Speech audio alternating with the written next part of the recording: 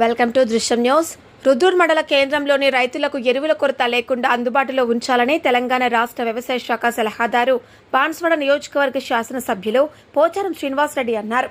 సోమవారం రుద్దూర్ మండల కేంద్రంలో 48 లక్షల రూపాయలతో నూతనంగా నిర్మించిన ప్రాథమిక వ్యవసాయ సహకార సంఘం ఎరువుల గోదాం గిడ్డంగిని శాసనసభ్యులు పోచారం శ్రీనివాసరెడ్డి చేతుల మీదుగా ప్రారంభించారు.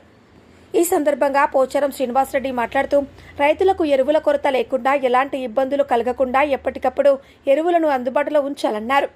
ప్రాథమిక వ్యవసాయ సహకార సంఘాలను అభివృద్ధిలోనికి తీసుకురావాలని ఆయన పేర్కొన్నారు. కార్యక్రమంలో agro industry chairman Kasula Balaraju, తహసీల్దార్ Tarabai, MPDO Bhimrao, society chairman Sanjeeva Reddy, మాజీ ZPTC Naroji Gangaram, Congress party మండల అధ్యక్షులు Thota Arun Kumar, director Parvathi Praveen, Bhattu Nagesh, parliament Disha committee member Nadipenti Nagesh, Congress party నాయకులు పత్తిరాము, తోట సంగయ్య, పట్టెపు రాములు, పత్తి లక్ష్మణ్, కాంగ్రెస్ పార్టీ నాయకులు, కార్యకర్తలు తదితరులు పాల్గొన్నారు. దృశ్యం న్యూస్ సిరిగాది అందుబాటులోకి తీసుకురావాలని ఆలోచనతో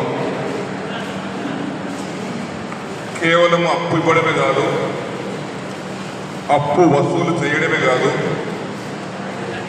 రైతుకు కావలసినటువంటి అవసరాలన్నీ ఒకే గొడుగు కింద నెరవేరాలనే సంకల్పంతో ఆనాడు 1987 ఏక గవాక్ష విధానం, సింగిల్ విండో సిస్టమ్ ప్రవేశపెట్టినటువంటి మహానుభావుడు ఆనాటి ముఖ్యమంత్రి ఎన్టీ రామారావు గారు. చప్పటి కొట్టాలి మీరందరూ. సహకార సంస్థలు అనుకున్నది ఏమప్పులు ఇస్తాము, స్వల్పకాలిక అప్పులు ఇస్తాము. ఒకప్పుడు అంతే, ఇక దీర్ఘకాలిక అప్పులు అంతమంది ఇచ్చేది కాదు.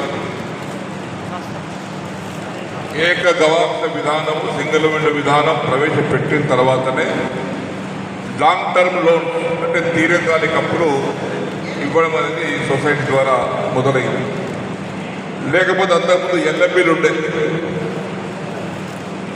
Land mortgage bank. ఎల్ఎంబీలు దరఖాస్తు పెట్టుకుంటే